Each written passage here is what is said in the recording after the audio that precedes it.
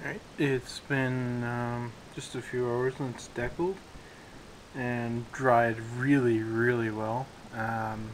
Again, love cartograph decals. Did run into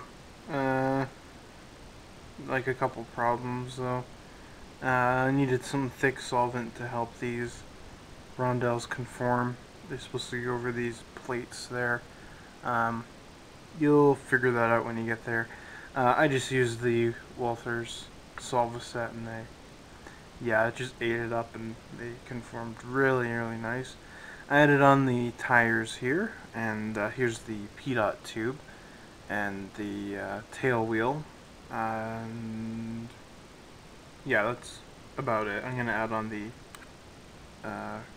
intake here. This will go here on the bottom like that.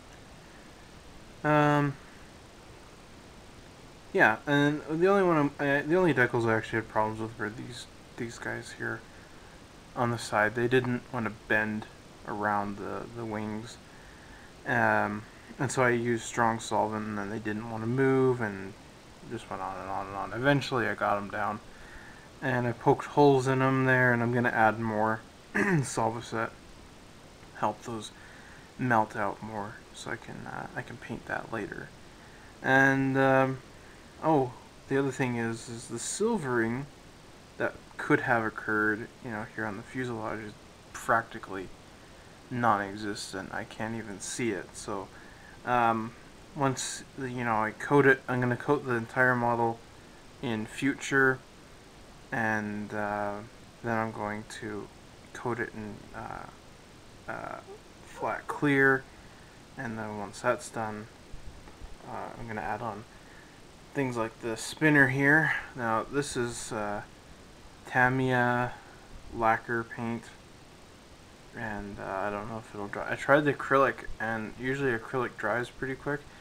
This has been over 24 hours and it was still, like, I picked it up and my thumbprint was left in it.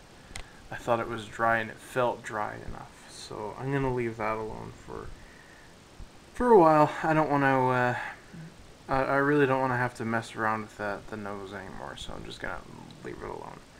So yeah, I will come back to this all once I get to another point. So odd thing, I wanted to mention this, is the early RAF aircraft had these yellow squares on them, and sometimes they were usually like here on that part of the wing.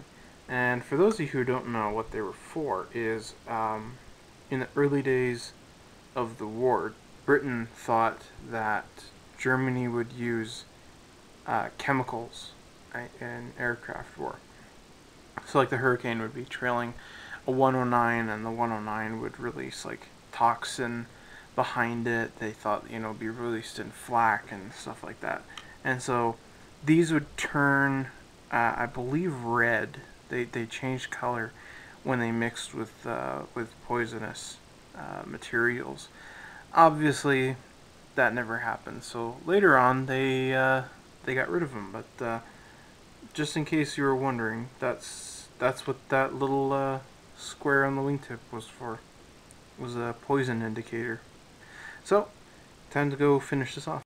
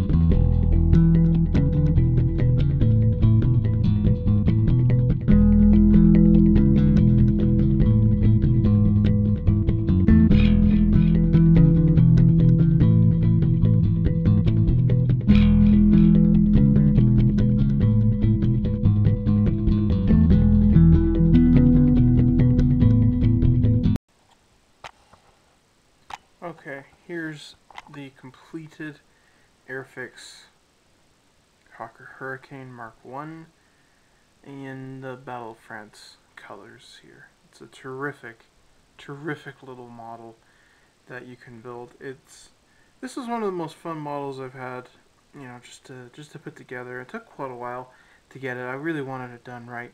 This is actually the third 72nd scale Hurricane I've built. I realize I've built quite a few Hurricanes this year.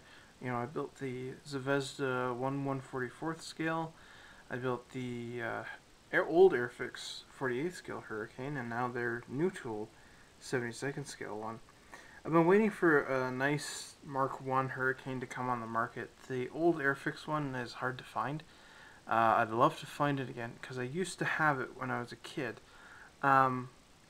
And I had it on a shelf, and this is kind of an odd story, but my sister dropped one of her shoes on it and destroyed the model, basically.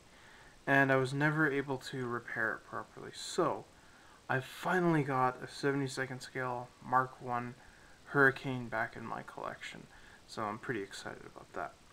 The decals from Cartograph are excellent. They are just beautiful, beautiful decals to get to work with. They conform perfectly on the surfaces. I got to do some panel washing over the decals, it's one of my guilty pleasures. I just love doing that when it conforms over it perfectly. It's just awesome.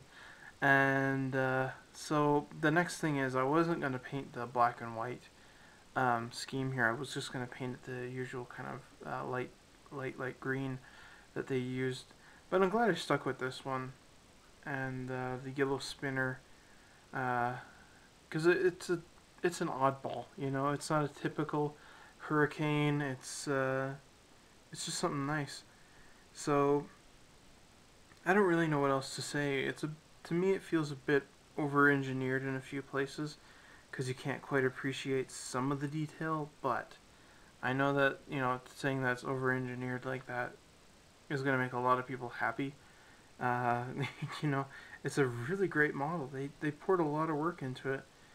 And one thing I noticed here, which is really weird, and I forgot to build one, is there's no gun sight. So I don't know what that's about. But yeah, no gun sight in this kit. Don't know if Airfix forgot or decided not to put one in. Maybe they didn't have enough room on the sprue or something, but no gun sight.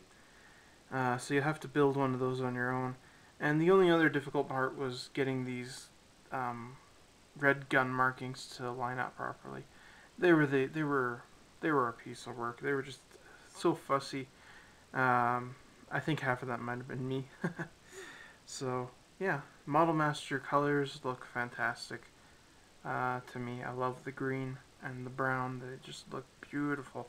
So last thing I'm gonna do here is I'm gonna set it up next to its new tooled brother here, the Airfix Spitfire, which I was also equally as excited about. So there you go. This just adds more to my Battle of Britain collection. Even though this is a Battle of France, I was doing research about it, and it did participate in these colors for a few months in the Battle of Britain, and then they repainted it again. That's according to what I read, so I still get to keep it in my Battle of Britain collection, which is really awesome. Thanks everybody for watching and joining me along on this. I hope you've enjoyed it. I've really enjoyed building this kit. 2 thumbs up for this Airfix Hurricane, guys. It is a fantastic kit. I cannot wait to buy their new Blenheim Mk IV. Please, Airfix, hurry with the Blenheim Mk IV. I cannot wait to build that one. That's one of my all-time favorite aircraft. So this is Rebels at Cloud9, signing out.